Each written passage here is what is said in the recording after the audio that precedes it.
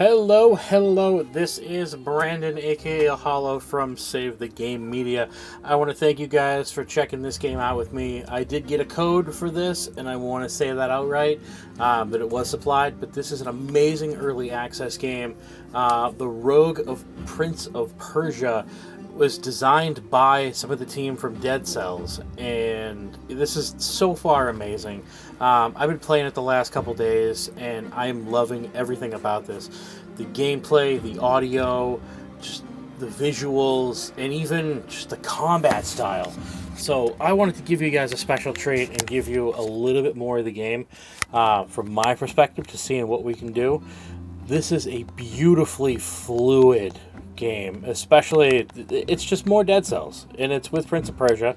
So if you like Dead Cells, you like the roguelike genre that gives you that extra oomph in what you're doing, this is going to be a fantastic game for you. A couple of things that I was able to unlock. Barud's Gauntlet. Barud is the first boss in the game, and if I want to compare him to the first boss of Dead Cells, he's much harder. First of all, he starts off with a big shield, and he gets that in two separate phases of the fight. Now, this is the first boss they put into the early access, and he is a beast. I'm going to try to get to him while we're on stream to at least show you what I mean by what he has for a moveset. There's no planning out. It's not telegraphed like Mega Man bosses. It's you got to think on your feet. You got to go at what you're going, and it is fantastic. So I'm going to forge this because these things are awesome to use against enemies, and we're going to keep going through. And you can see these are tools and items that you can get throughout the game. The chakram is very fun, especially if you beef it up with one of the badges to do poison or fire damage to enemies. The bow is the standard that you're going to get, and then this is the Barud's Gauntlet, which I just went off about. You leap forward, smash the ground, and you know what? What's better than telling you than showing you? So I'm going to go back here to this little dummy area, and I don't have it, so I can't really show anything other than shooting a bow with no energy. We're going to talk to this guy. We're going to see this, and you know what? Sucre's the first one you find in your camp. He's going to be the one that helps find and talk to new people that you want to come to the camp to help you do upgrades and do so much more. These are medallions. Medallions are going to give you special benefits and upgrades, and it's really cool how they benefit themselves. You'll notice here this Sleight of Poison. I was just using this for a couple of the bosses, and it absolutely shreds. If you can get this thing to 3 stars, once I get the first one, I'm going to show you how the star count works. If you can get that to 3 stars and attack a boss from behind, it's just clouds of damage. And since this is early access, there's only going to be 2 bosses and 4 base levels, but there is a couple extra things you can do. I like going through Zagros Village to give you that first feel, so I'm going to do that rather than go to the Huns camp, which is a little bit harder. But I really just want you to hear and feel like the love that was put into this music. So let me beef this audio up for you and let you just understand the beauty that they put into this.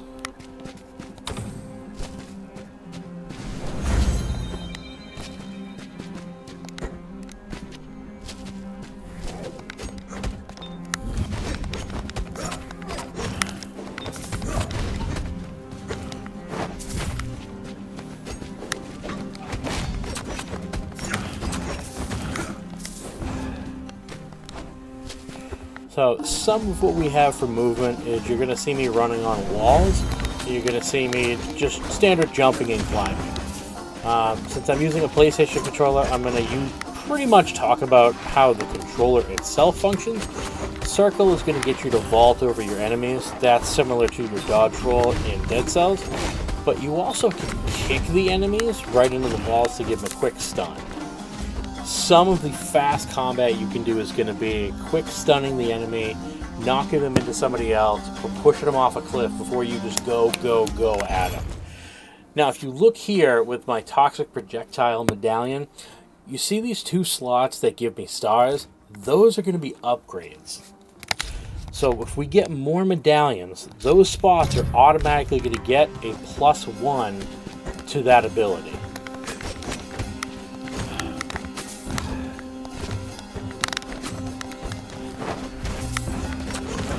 And that's what we want. Like I showed you that first one that's going to give that cloud of poison. That's how you get all the extra benefits.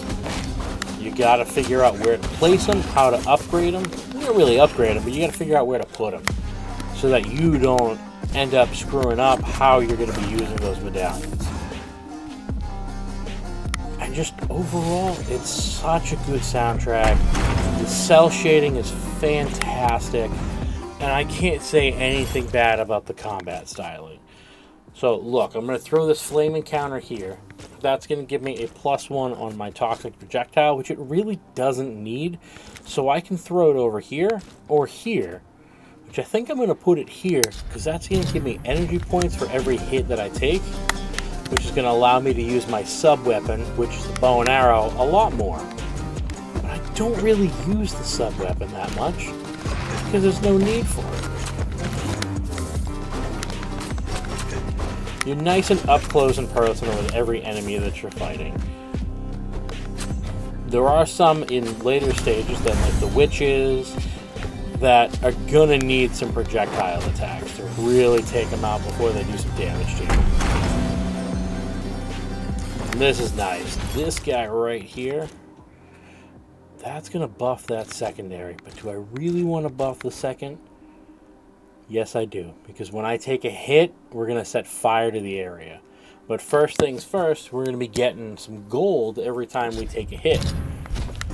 Gold is going to be the same thing that it is in Dead Cells, where you're going to find little shops to get more items, get buffs to what you're doing, or even just change out medallions.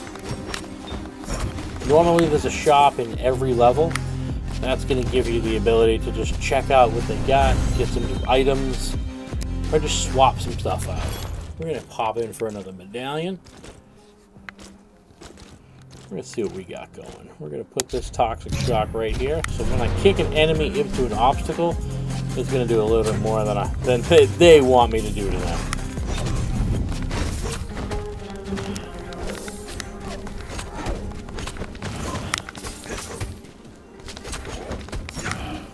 That's going to be another chakram, but we're going to look at it and it's going to be the same.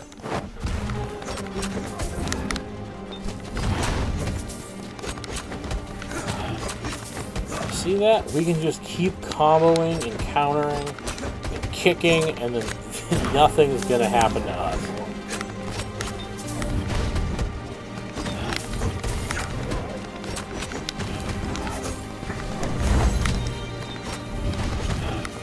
And just like with Dead Cells, there's going to be some special symbols that are going to give you things that you need, as well as take away health as a benefit to, let's find something real cool.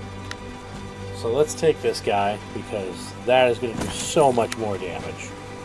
We've got the Royal Sword, which is great. It's going to increase our DPS up there. And now we're out of gold.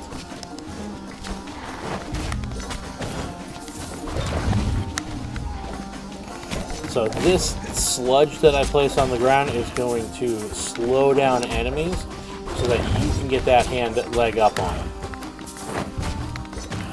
And just like in Dead Cells, you can turn that on fire, and that's going to give you a little bit extra damage. And you see that I'm collecting these little items. That's going to be so we can unlock new items like I was able to get this big guy. Let's get ourselves up here and see where we're really going.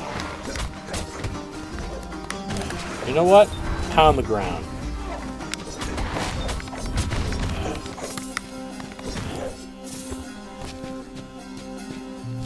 I honestly wish it would do more damage because I love how it works.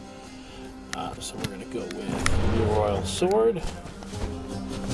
We're going to deposit some of these so we can unlock some more items for the next run. But for right now, we're just going to keep moving forward. I think this is going to put us to our Ruined Aqueduct level 2. And you're going to hear that every track on this game is an absolute banger.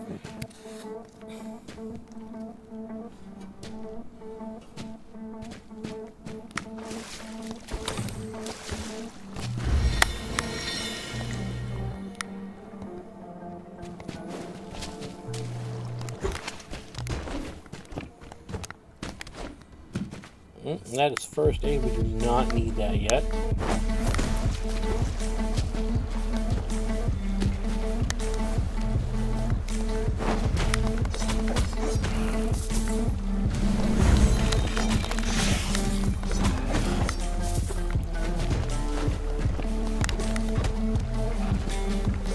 And we can kick, and we can stun, and we can kill all day long. One of my favorite things in this was a medallion that anytime you vault, it shoots daggers at the enemies.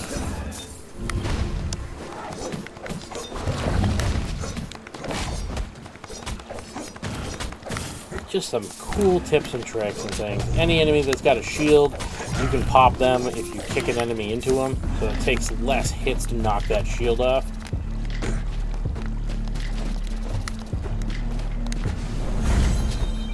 You see, I took 2 hits and I'm already down to less than half health. So you really can't play around with taking damage in this. They might put in, I'm hoping for an accessibility mode later on, especially when they do a full console release, because that's going to help a lot of people play the game if they get turned off by taking too much damage or just start failing. Because I know how that feels. I know how unfun it can be if you just like dying more and more. But that's the roguelite, right? Pop this, drop down, secret door.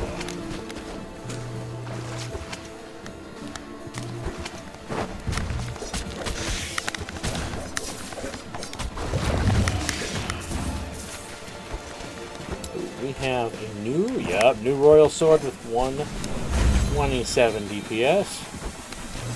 We've got a box, hopefully a medallion in it. But nope, that came with a new Tabar axe. And this is one of my favorites in this game. You'll be able to find this person and upgrade your weapons at the blacksmith. So there's so much you can do just in the first 2 levels of this early access. Like, they put love and care into this game, and it really shows.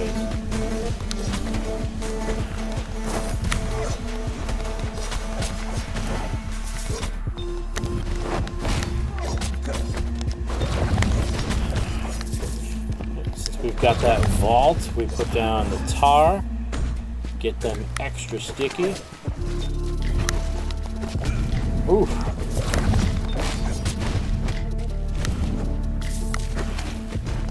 Look at that, we caused that blue flame just by doing that attack. Just by getting attacked when we made that.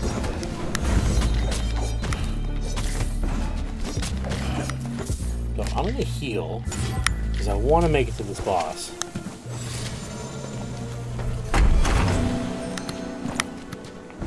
Ah, Vampiric Demise. Everyone killed, you get 30 energy or 2 health points.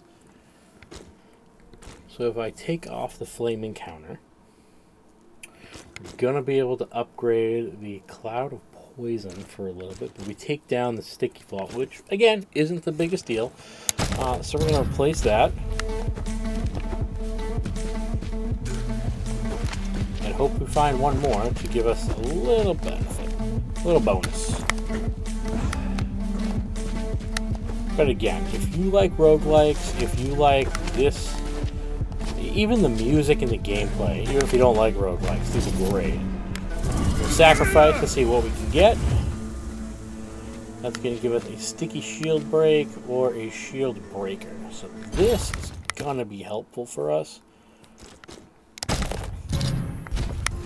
Because like I said, this boss is going to have a shield, and now we're going to do double, we're going to do 50% more damage to their shields.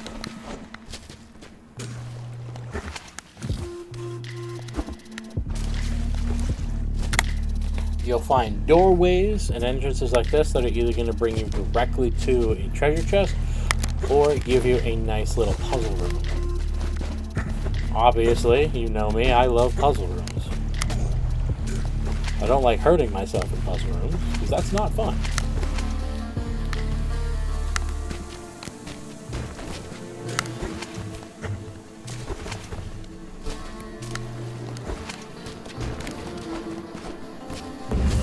but your rewards are always greater when you do a puzzle. Because look at that, we got a new sub-weapon. It hurts the throw. When thrown, the serrated discus damages enemies in its flight path, returning along the same trajectory. So you have to throw that and jump it to be able to use it. So let's test this. That is fast. And you know what that means? It means we're not going to use it. Because now we're at less than 300 health for an experiment. But you know what? That's what we do. We experiment, we play, we figure out, and that's how we do any review. Now that we're in the outer ramparts, we're going to be going to our first boss.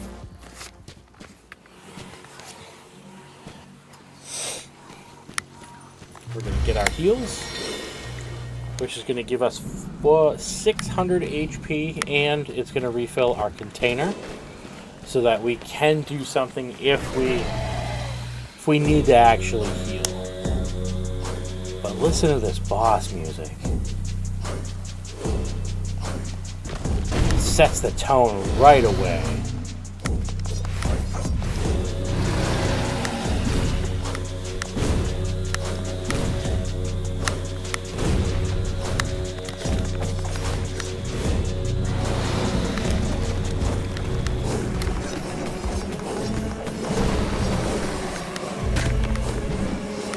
Look at that, 300 damage just from that.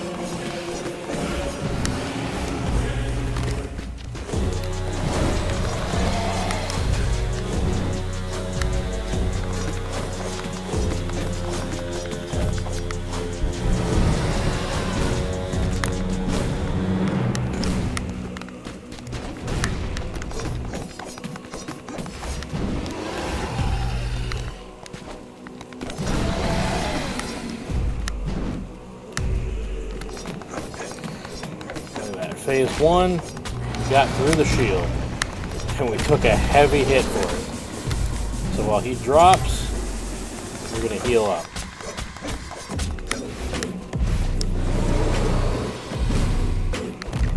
Heavy.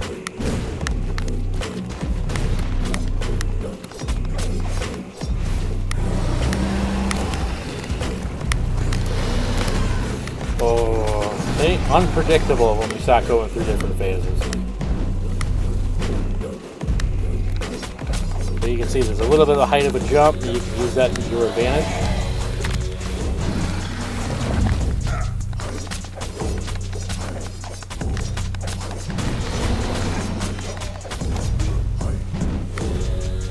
Now we're going to get another shield out of him. And that's going to break up the background for a true phase 2. So we're going to want to stay in the middle for this.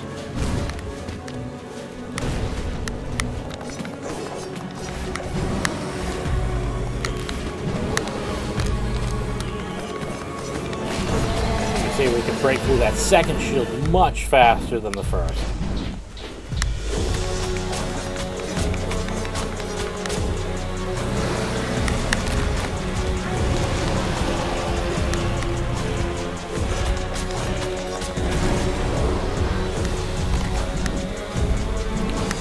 His own weapon may be useless against him, but it is kind of fun to jump around like he does.